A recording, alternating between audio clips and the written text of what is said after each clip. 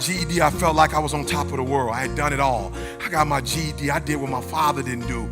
I did what my grandfather didn't do. I got my GED. I was on top of the world. And when I went to Oakwood College, I got kicked out on academic probation, and it didn't bother me one bit. Why? Because I was the first one in my family to go to college. And I sat in the college classroom, and I had the experience. Nobody in my family had ever graduated from college up to that point, so it wasn't even that deep to me. Why? Because nobody had ever done it. I was just geeked that I was the first one to make it happen, that I could actually say I sat in the class and I knew what the classroom was like. I actually took tests. I ate at the cafeteria. I slept in the dorm room like I felt it. Watch this very closely. What was so crazy was when God saw this, right, before I even saw this, right? And so he said to me, not only are you going to go back to school, you're going to get a PhD, you just don't know about it. But what I'm going to do with the 4-year degree, with the master's degree and the PhD, what I'm going to do for you is what I did for Inky. It's not about school, it's about the process.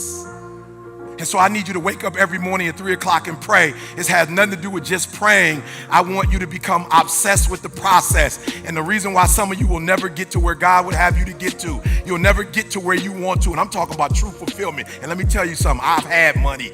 Don't let them fool you. For those of you who running up behind it, I promise you, you can have it and still not be happy. And so when I got my GED, I thought I was on top of the world. And God says, you have no idea, son, how I'm going to use you to change this world. You have no idea. So because you have no idea, because the dream is too deep for you, it's too rich for you, you could never understand it as a 17-year-old, as a 21-year-old, as a 30-year-old. What I'm going to do is put you in school so we can ignite the process, because nothing else happens until the process happens. So the Inky Johnson we see today began at 7 years old. And your problem is you are no closer to your dreams because your process hadn't started. You wake up every single day and you chasing money. You wake up every single day and you chasing stuff. You wake up every single day and you chasing this business and that business and this business. And you have not gotten yourself to the point yet where you are waking up to the process. And I would wake up and I would have to write and it would break me. And I would have to read and it would break me. I was on my way here today. My son sent me something, and unfortunately, he sent it in a way where it's small. I'm trying to lift it up, and I'm going back and forth, and I'm reading, and my wife is like, oh, your reading is killing me.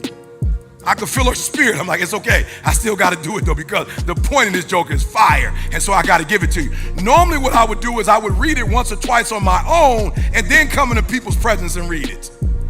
So when I was in school and it was feeling uncomfortable, God was like, son, it's okay that it's feeling uncomfortable. This is a part of the process. I'm grinding you. I'm stripping you. I'm molding you. So when you finally get to be the #1 motivational speaker in the world, I don't have to strip you down because I've already stripped you. And for many of you, your stripping process is not happening because you're about money and really not about the dream.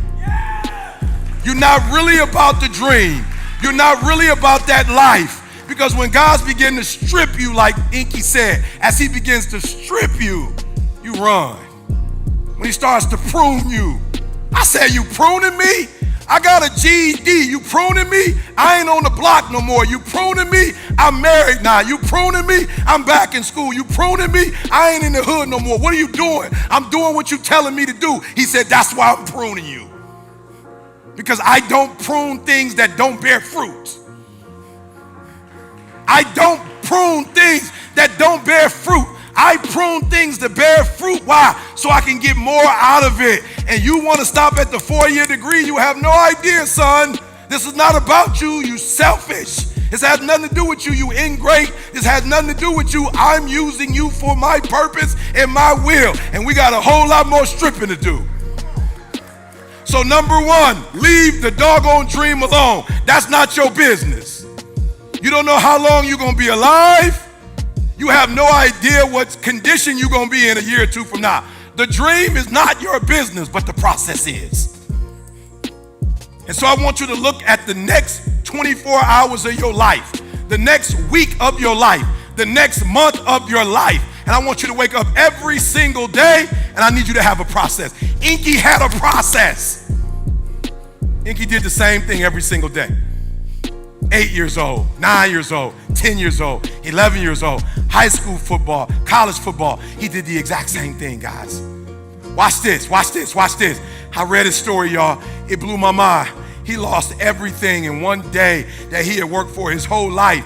But in fact, he didn't lose anything because what he thought he was supposed to have wasn't what he was supposed to have anyway.